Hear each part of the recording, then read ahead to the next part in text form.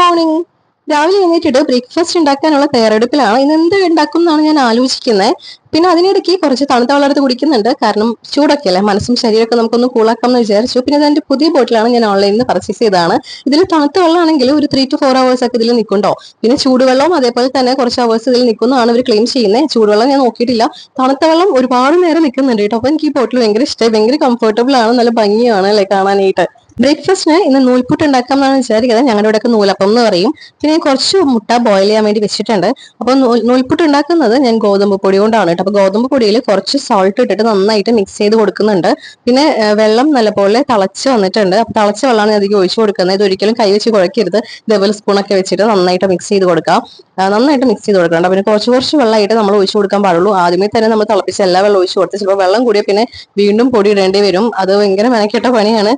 കാരണം വെറുതെ പൊടി വേസ്റ്റ് ആക്കേണ്ടി വരും. അപ്പൊ അതിനനുസരിച്ച് നമ്മൾ കുറച്ച് വെള്ളം ഒഴിച്ചിട്ട് നന്നായിട്ട് മിക്സ് ചെയ്ത് കൊടുക്കാം. പിന്നെ ഞാനിവിടെ ഗോതമ്പ് പൊടിയാണ് എടുത്തേക്കുന്നത് പറഞ്ഞു. അത് നോർമൽ ഗോതമ്പ് പൊടിയല്ല, നമ്മുടെ നൂൽപുട്ടിനുള്ള ഗോതമ്പ് നൂൽപുട്ട് പൗഡർ വാങ്ങാൻ കിട്ടും.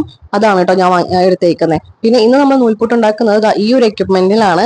അപ്പൊ ഇത് എന്റെ പുതിയ ഒരു എക്യുപ്മെന്റ് ഞാൻ വാങ്ങിച്ചതാണ് കേട്ടോ. അപ്പൊ ഇതില് ആദ്യമേ തന്നെ നമ്മൾ കുറച്ച് എണ്ണ പുരട്ടി കൊടുക്കുന്നുണ്ട്. നമ്മുടെ തട്ടിലും എണ്ണ പുരട്ടി കൊടുക്കുക. പിന്നെ ആ എക്യുപ്മെന്റിന്റെ ഉള്ളിലും നല്ലപോലെ എണ്ണ പുരട്ടി കൊടുത്തിട്ട് നമ്മൾ മിക്സ് ചെയ്ത് വെച്ചേക്കുന്ന ആ ഒരു ബാറ്റർ അതിൻ്റെ ഉള്ളിലോട്ട് ഇതേപോലെ റോൾ ചെയ്ത് അല്ലെങ്കിൽ ഉരുളകളാക്കിയിട്ട് വെച്ച് കൊടുക്കുക കേട്ടോ. എന്നിട്ട് അതിങ്ങനെ ജസ്റ്റ് ഒന്ന് അതിൽ ഫിക്സ് ചെയ്യുക. ഒന്ന് ട്വിസ്റ്റ് ചെയ്താൽ തന്നെ അതിൽ ഫിക്സ് ആയിരുന്നോളും. പിന്നെ അതിന് ആ ഒരു പോർഷനിൽ ഒരു ബട്ടൺ ഉണ്ട്. അതിൽ നമുക്ക് ഓൺ ആക്കാനും ഓഫ് ആക്കാനും റിവേഴ്സ് അടിക്കാനും പറ്റും. അപ്പോൾ ഞാൻ ഇപ്പൊ ഇവിടെ ആദ്യം യൂസ് ചെയ്ത് കുറച്ച് വലിയ അച്ചാണ്. അതുകൊണ്ടാണ് ഇതിങ്ങനെ നൂഡിൽസ് പരുവത്തിൽ വന്നേക്കുന്നത് കേട്ടോ. അപ്പൊ നമുക്ക് ഒന്ന് അച്ച് മാറ്റിയിട്ട് കൊടുക്കാം. അപ്പൊ ഈ ചെറുത് ഏറ്റവും ചെറുതാണ് ഞാനിപ്പോൾ എടുത്തേക്കുന്നത്.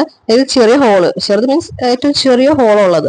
അപ്പോൾ അത് വെച്ച് നോക്കിയപ്പോൾ കറക്റ്റ് ആയിട്ടോ നമ്മുടെ നൂൽപുട്ടിന്റെ ഇത് കണ്ടോ, കറക്റ്റ് ആയിട്ട് നൂൽപുട്ടിന്റെ ആ ഒരു ഇതിൽ വന്നിട്ടുണ്ട്. മറ്റേത് കുറച്ച് വലുതാണ്, പക്ഷെ ടേസ്റ്റിൽ വ്യത്യാസമൊന്നുമില്ല. നല്ലപോലെ വേവുന്നുണ്ട്, വേവാനൊന്നും പ്രശ്നമൊന്നും ഉണ്ടായില്ല കേട്ടോ.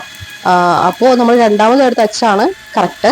നൂൽപുട്ട് മേക്കർ ഉപയോഗിച്ചപ്പോൾ എനിക്ക് മനസ്സിലായ ഒരു കാര്യം, വളരെ സിമ്പിൾ ആയിട്ട് മുതൽ നമുക്ക് നൂൽപുട്ട് ഉണ്ടാക്കാനായിട്ട് പറ്റും. പിന്നെ അത് ഉണ്ടാക്കി വന്നപ്പോൾ അത് ഇങ്ങനെയാണ് കിട്ടിയത്. നല്ലപോലെ വെന്തിട്ടുണ്ട്, നല്ല ടേസ്റ്റ് ഉണ്ടായിരുന്നു കേട്ടോ ഈ വീറ്റ് പൗഡർ. പിന്നെ എനിക്ക് ഇത് ഭയങ്കര കംഫർട്ടബിൾ ആയി തോന്നി. ജസ്റ്റ് ഒരു ബട്ടൺ പ്രസ് ചെയ്താൽ തന്നെ നമുക്ക് ഫുൾ പണി നമ്മൾ അതിൽ കഴിയും. കട്ടൻ ചായയും തിളപ്പിച്ചെടുത്തിട്ടുണ്ട് ഇതിനിടയ്ക്ക്. അപ്പൊ ശരി, ഞാൻ പോയിട്ട് ബ്രേക്ക്ഫാസ്റ്റ് കഴിച്ചിട്ട് വരാം. Tata bye bye.